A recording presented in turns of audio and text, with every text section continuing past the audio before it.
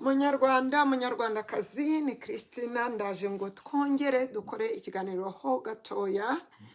Ni ngombwa ko mu bihe nk'ibi ibihe bikomeye mugomba kujya mwuzuzwa mugaterwa imbaraga.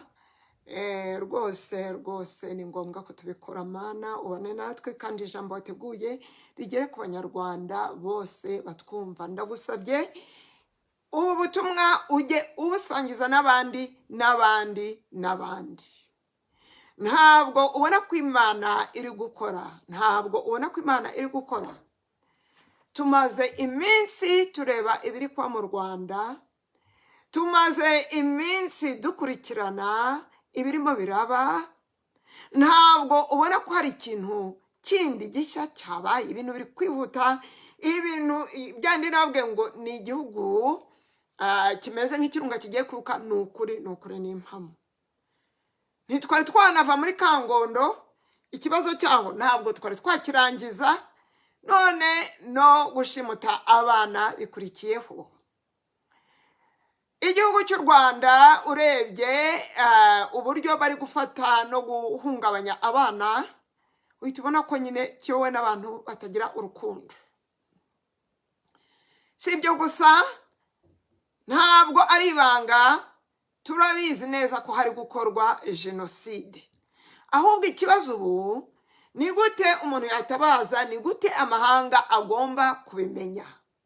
Nsabye abantu b'abanyamakuru, mwaba muri hanze mwaba murimo imbere, ko mutangira kuvuga kuri ibi bintu kandi mukerekana amashusho. Abanyarwanda mutwumva mugomba kurekura ayo mashusho. Arahari amavideo menshi, amafoto menshi yerekana ubwicanyi bwabo kandi buri gukorwa ubu ngubu.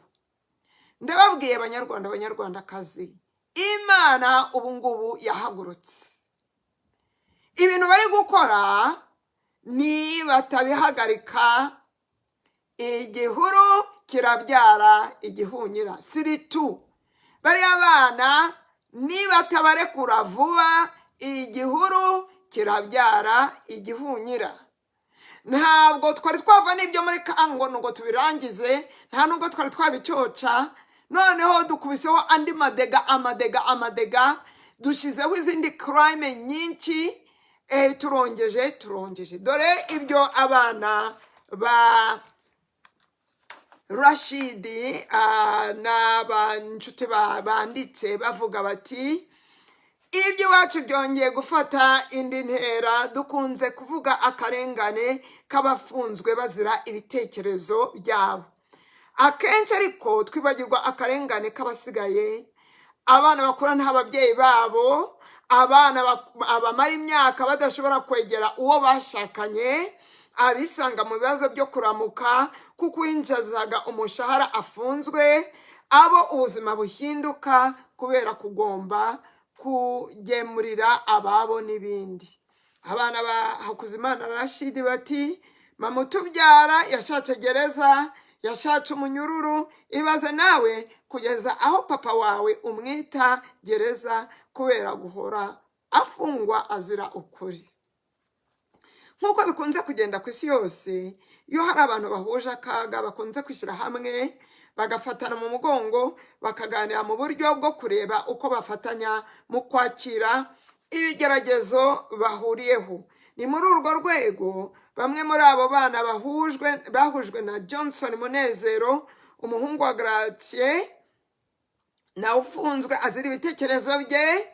Ni muri urwo rwego bamwe abo bana nyine baje ku itariki ya 17, ikimodoka cya polisi cyaraje kirabayora bose. Kugeza uyu munsi hakaba ntawuzi irengero ryabo, kuko polisi yabwiye abagiye kuri sitasiyo ko itabafite.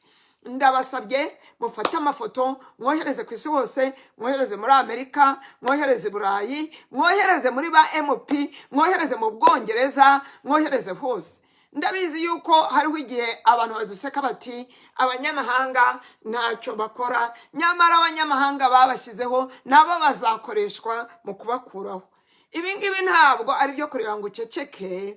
Ibingibi ni ibintu bizanira umuvumo igihugu. gihugu FPR we waravumwe kera, Kagame we n'abantu mukora ibintu nk'ibi mwaravumwe kera. Ndagira ngo mbwire abantu banyumva, hari ubutumwa bundi ngiye gusohora buraba buri kuri channel mu gihe gitoya cyangwa bushaka no kuba bwagezeho.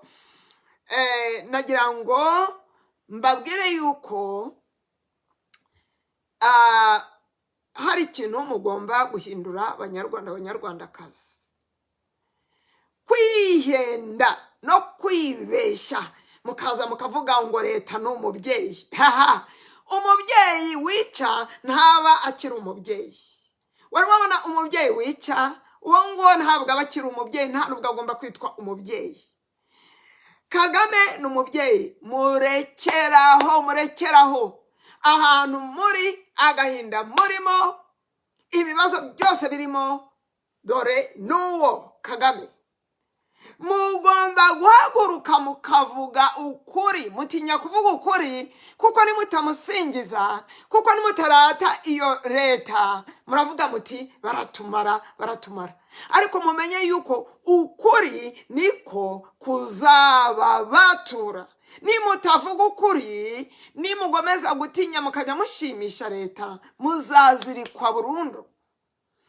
Dore mu gitabo cya Esiteri 7:6, Esiteri yari ari kumwe n'umwami na Hamani ahari. Esiteri abajijwe bati ninde uri inyuma y'ibi bibazo, ninde nyirabayazana? Uzi ukuntu yabigenje?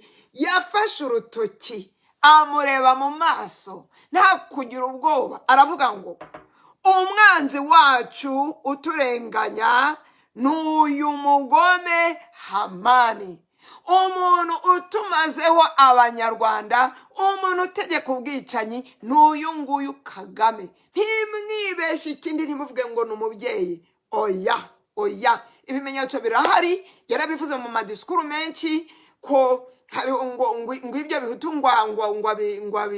ngo bimarira mu Kivu. Yaravuze kenshi ngo tuzabica, ari gushyira mu bikorwa ibyo yavuze. Guhera uyu munsi niba mushaka kuba free, mugomba guhagarara kukuri, mugomba kukuvuga. Dore ikindi kintu Imana nyeretse ari nacyo gitumye nza hano.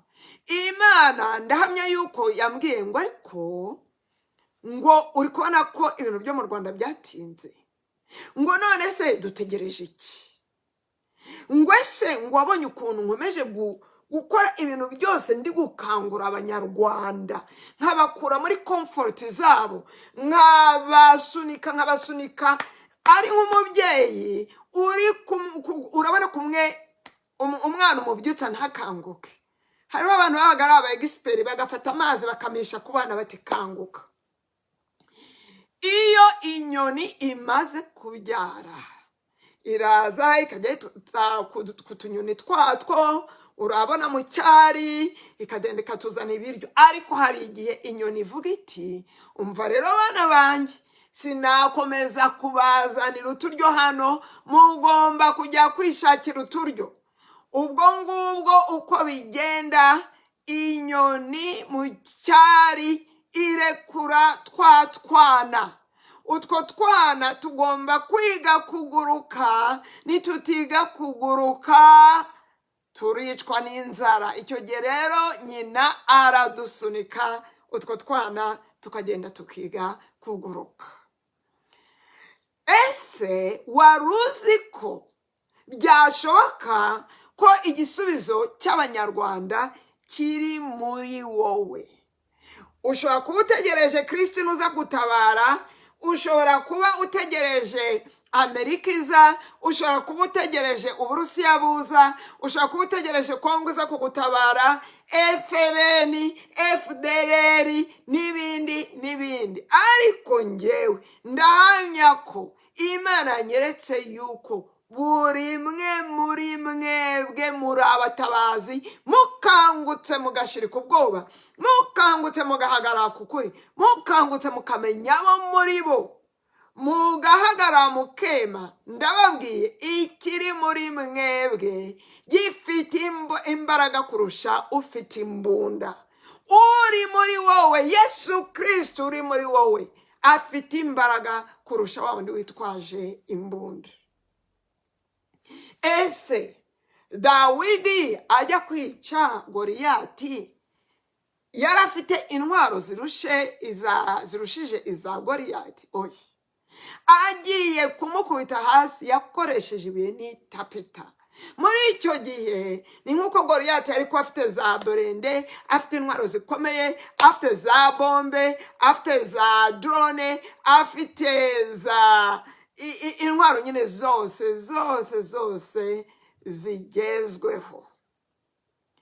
Ariko se ko byose byamurangiranye agakubitwa hasi n'umwana w'umutineja, umwana ukiri mu myaka 10 akaza agakubita icyo cyamamare hasi?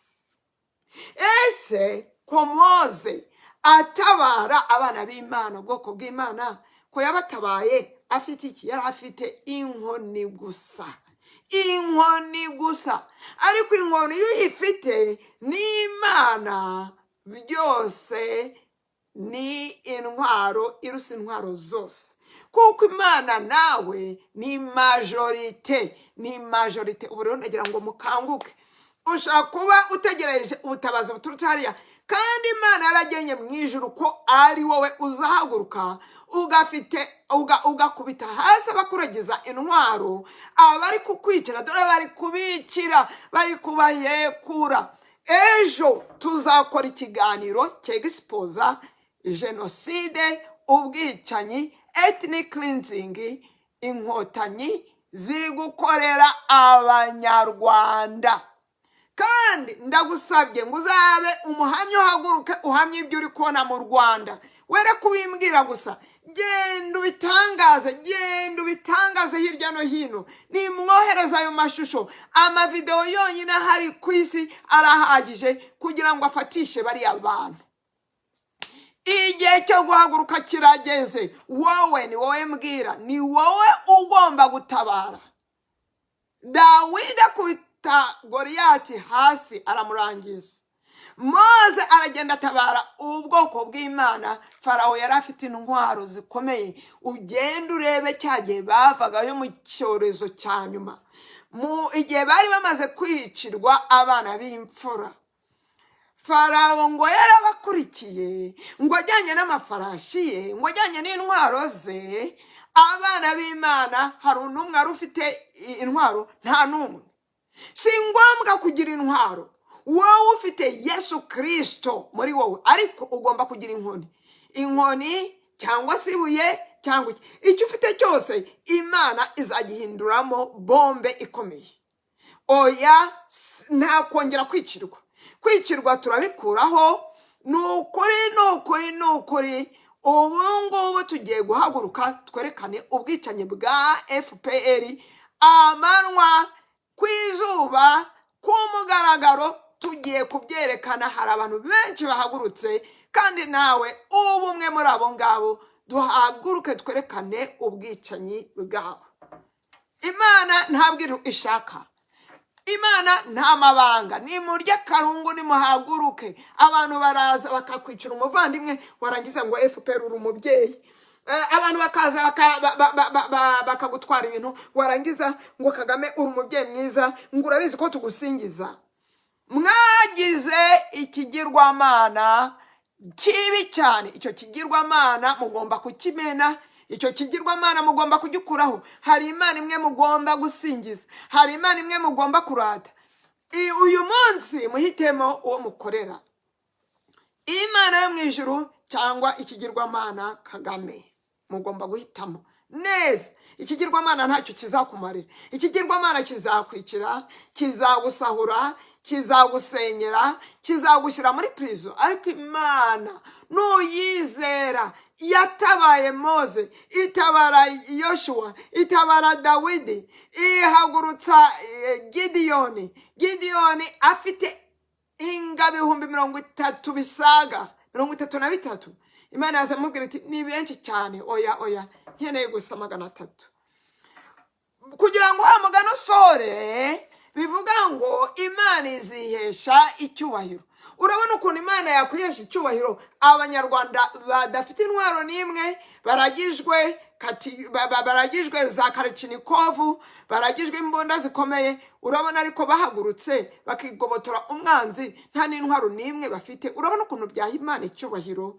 Nuko rero guhera uyu munsi mumenye yuko hari ikintu gikomeye kibarimo. Mwere kwisuzugura, mwere gushakira ubushobozi ahandi, ni uguhaguruka, mugahaguruka muhagurutse.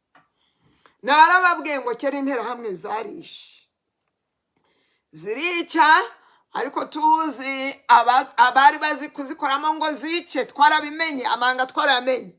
Zirangije kwica abatutsi nazo zitangira kwicana ubwabo, bakaza uyarakize bakagira guri. Ndababwiye ngo ubwicanyi inkotanyi zikoresha ntabwo bugira iherezo.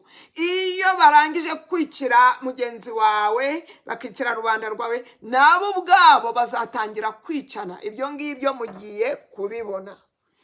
Ikindi turabasaba abanyarwanda, abanyarwandakazi, ngo mukoreshe ubwenge muri ubwo butumwa mwene data ataraza kubibabwiramo. Aho ababwira ati mwebwe baraza bakabashinza ngo ingengabitekerezo ya jenoside, kandi iyo ngengabitekerezo twayikuyeho turayanze. Icyo ni icyaha cy'igihimbano. Bakaza bakakigutwerera kandi uzi ko ari igihimbano, bakakubwira ngo ngwino witabe, ukagenda ukigemura. Nababwiye umusore uri smart, baherutse kumukubita ikibaruwa cyo muri RIB, arakibona, arakinyohereza, acyohereza n'abandi bantu b'inshuti ze, aratubwira ati njyewe nitaba. Ubu yarambutse ageze mu mahanga kure. Kera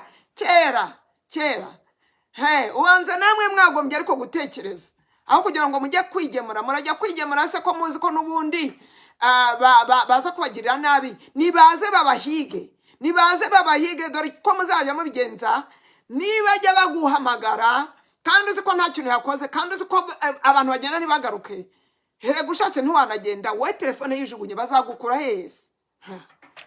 Oya, abanyarwanda bari kwitwa cyane. Jenoside iri gukorwa, turayizi, tugiye kuyegispoza. Ndababwiye ubu ngubu ibintu bigiye kugera ku rundi rwego. Mwere kwicara, mwere guceceka. Munyarwanda ucecetse ubu ngubu wicaye aho ngaho, wigumiye mu rugo uranezewe. Ngiye kukubwira yuko hari igihe kizaza ukabibazwa. Imana yarambwiye ngo muri w'igihe gisa n'iki kugira ngo mutabare ubwoko bwayo uri kwicwa mu gihugu cy'u Rwanda.